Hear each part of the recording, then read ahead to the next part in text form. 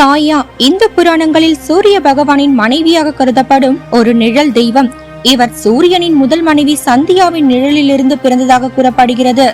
சாயா தேவிக்கு சில கோவில்களும் உள்ளன. அவற்றில் ஒன்று சாயா சோமேஸ்வரர் கோவில். விஞ்ஞானிகளால் கூட கண்டே பிடிக்க முடியாத அளவிற்கும் எப்படி அந்த காலத்து கட்டிட கலைஞர்கள் இப்படி கட்டியிருப்பார்கள் என்று இன்றைய கலைஞர்களால் கண்டே பிடிக்க முடியாத பல மர்மங்கள் நம் பாரத நாட்டில் ஏராளம். அவற்றில் ஒன்றுதான் ஹைதராபாத்திலிருந்து சுமார் 100 கிலோமீட்டர் தொலைவில் இருக்கும் சாயா சோமேஸ்வரர் கோவில்.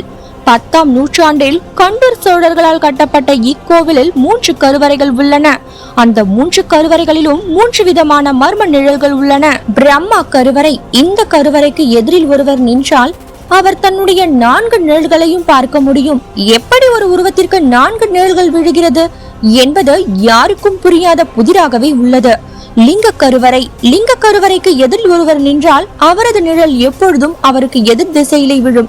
நிழல் எப்படி எப்பொழுதும் எதிர் திசையிலே விழுகிறது என்பது கணிக்க முடியாத ஒன்றாகவே இன்று வரையிலும் உள்ளது. இங்குள்ள லிங்கத்திற்கு பின்புறம் ஒரு தூணின் நிழல் விழுகிறது. நிழலில் என்ன அதிசயம் என்றால் காலை முதல் மாலை வரை அந்த நிழல் நகர்வதே கிடையாது. அதோடு இரவு நேரத்தில் கூட அந்த நிழல் மறைவதே கிடையாது.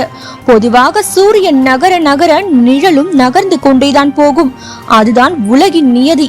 ஆனால் இங்கு சூரியன் உதிப்பதில் இருந்து அந்தி மறையும் வரை அந்த நிழல் நகராமல் ஒரே இடத்தில் உள்ளது. கருவறையில் விழும் நிழல் எந்த ஒரு தூணிற்காக உருவானது என்று கண்டறியவே முடியவில்லை.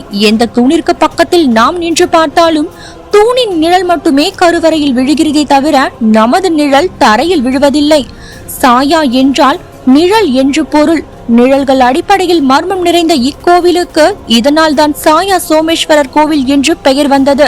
இக்கோவிலில் உள்ள கடவுளை நிழல்களில் தெய்வம் என்று மக்கள் போற்றுகிறார்கள்.